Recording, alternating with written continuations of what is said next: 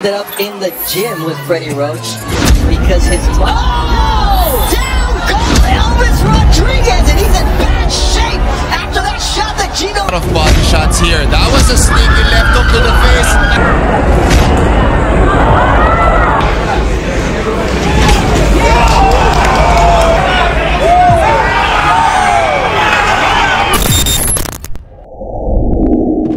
Ang sinasabing panibagong angas ng Pinas dahil sa tindi ng lakas nito na sinasabing mas malakas pa raw kay Cuadro Alas na si John Riel Casimero. Halina't ating kilalanin ang Pinoy na si Gino Rodrigo. Ang boksingerong ito ay nagmula sa bayan ng Binan City, Laguna. Mayroon itong edad na 27 taong gulang at lumalaban sa light welterweight division. May palayaw itong The Silent Beast dahil na rin sa mabangis nitong lakas at agresibong estilo sa pakikipaglaban, kung saan karamihan sa kanyang mga kalaban ay kanyang itinutumba sa ibabaw ng lona. Sa kasalukuyan ay mayroon itong napaka-impresibong record na 13 panalo. 11 sa mga ito ay sa pamamagitan ng knockouts at may 4 na talo lamang kasama ang 2 draw. Unang pumutok ang pangalan ni Gino Rodrigo sa international scene noong nakaraang taon, matapos niyang pahirapan at kamuntikan pa niyang matalo ang top-ranked prospect na si Elvis Rodriguez ng Dominican Republic. Noong una, sinasabing pampataba lamang ng kartada para kay Elvis Rodriguez ang ating kababayan, ngunit nagulat ang lahat ng pabagsakin niya si Rodriguez sa unang round pa lang ng laban. Gayunpaman, agad din namang nakabawi si Elvis at nagawa din nitong patumbahin si Gino Rodrigo.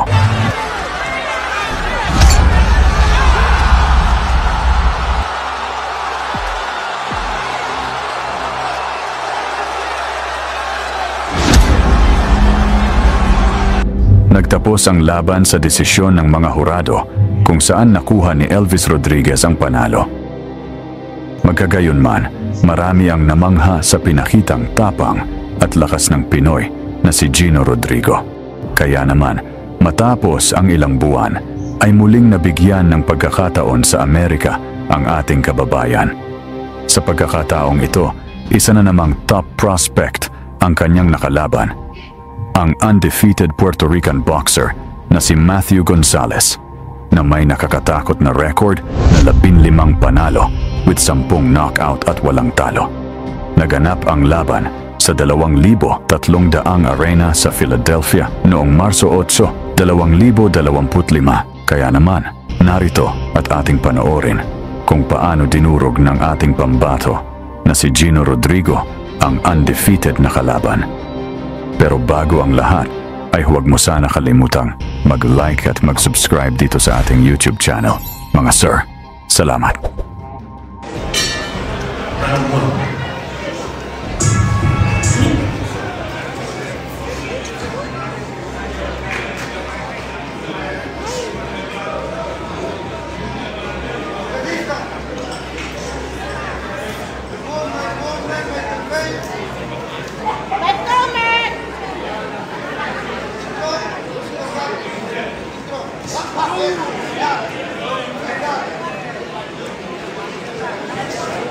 Vamos,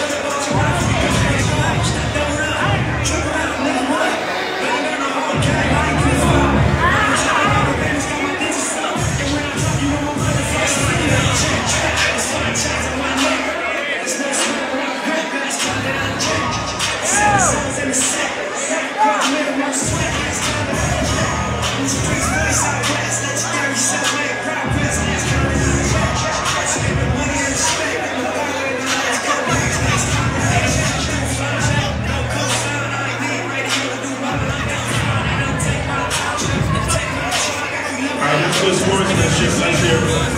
Good sportsmanship.